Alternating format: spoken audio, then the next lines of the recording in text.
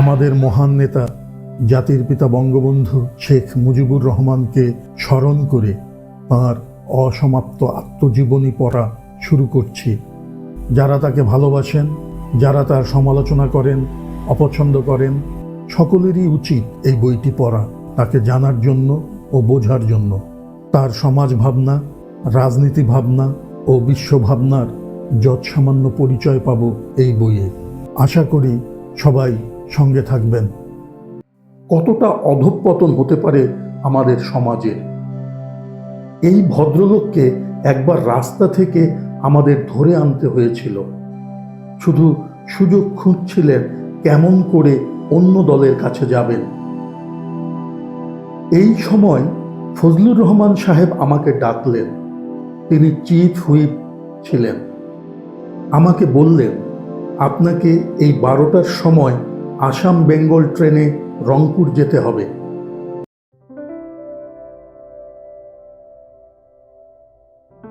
মুসলিম লীগের একজন এমএলএ, যিনি খান বাহাদুরও ছিলেন, তাকে নিয়ে আসতে হবে। টেলিগ্রাম করেছি, লোকও পাঠিয়েছি, তবু আসছেন না। আপনি না গেলে অন্য কেউই আনতে পারবে না। শহীদ সাহেব আপনাকে যেতে বলেছেন। আপনার জন্য টিকিট করা আছে। কয়েকখানা চিঠি দিলেন। আমি বেকার হোস্টেলে এসে একটা হাত ব্যাগে কয়েকটা কাপড় নিয়ে সোজা স্টেশনে চলে আসলাম। খাওয়ার সময় পেলাম না। যুদ্ধের সময় কোথাও খাবার পাওয়াও কষ্টকর। ট্রেনে চেপে বসলাম। তখন ট্রেনের কোনো সময়ও ঠিক ছিল না। মিলিটারিদের ইচ্ছা মতো চলত। রাত 8টায় রংপুর পৌঁছাবো, এটা ছিল ঠিক সময়, কিন্তু পৌঁছলাম রাত 1টায়। পথে কিছু খেতেও পারি নাই, ভীষণ ভিড়। এর পূর্বে রংপুরে আমি কোনোদিন যাই নাই। শুনলাম স্টেশন থেকে শহর 3 মাইল দূরে। অনেক কষ্ট করে একটা রিক্সা জোগাড় করা গেল। রিক্সাওয়ালা খান বাহাদুর সাহেবের বাড়ি চিনে আমাকে ঠিকই পৌঁছে দিল। আমি অনেক ডাকাডাকি করে তাকে তুললাম, চিঠি দিলাম।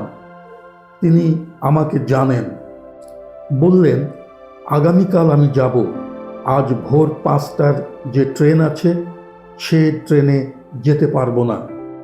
আমি বললাম, তাহলে আপনি চিঠি দিয়ে দেন, আমি ভোর 5টার ট্রেনেই ফিরে যেতে চাই। তিনি বললেন, সেই ভালো হয়। আমাকে জিজ্ঞেস করলেন না কিছু খাবো কি না, পথে খেয়েছি কি না।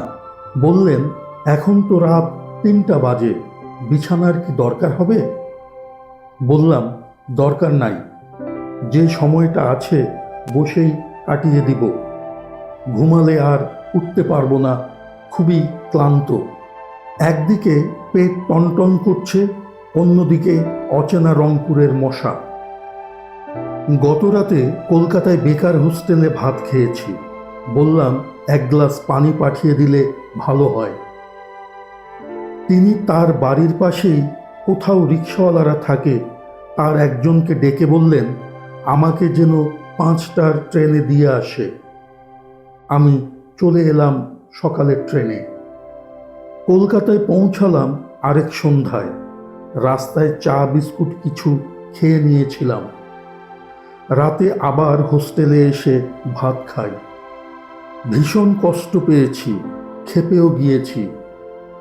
ফজলুর রহমান সাহেবকে বললাম, আর কোনোদিন এই সমস্ত লোকদের কাছে যেতে বলবেন না। একদিন পরে তিনি এসেছিলেন।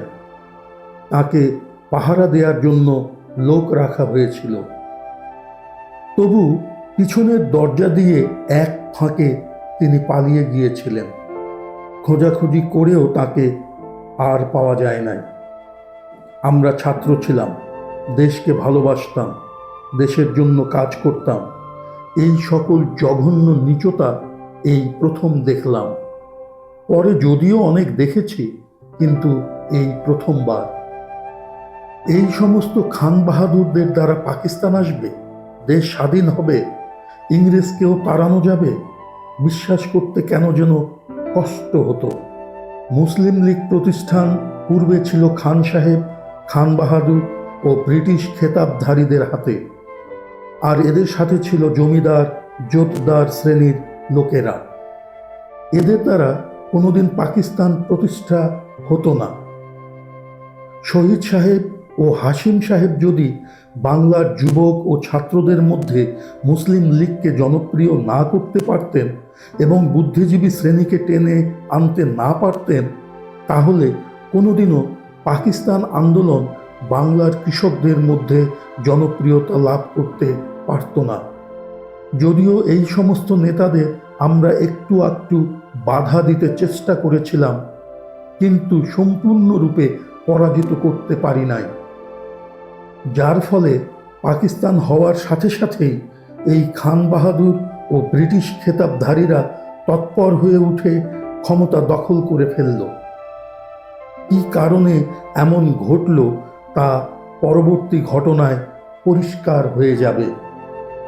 শহীদ সাহেব মন্ত্রিত্ব চলে যাওয়ার পরে মুসলিম লীগ প্রতিষ্ঠানের দিকে মন দিলেন। যুদ্ধের প্রথম ধাক্কা সামলিয়ে ইংরেজ যুদ্ধের গতির পরিবর্তন করে ফেলল। এই সময় কংগ্রেস ভারত ত্যাগ করো আন্দোলন ছড়িয়ে দিতে সক্ষম হয়েছিল। পাকিস্তান আন্দোলনকেও শহীদ সাহেব এবং হাসিম সাহেব জনগণের আন্দোলনে পরিণত করতে পেরেছিলেন। ইংরেজের সাথেও আমাদের লড়তে হবে, এই শিক্ষাও হাসিম সাহেব আমাদের দিচ্ছিলেন। আজ এ পর্যন্ত।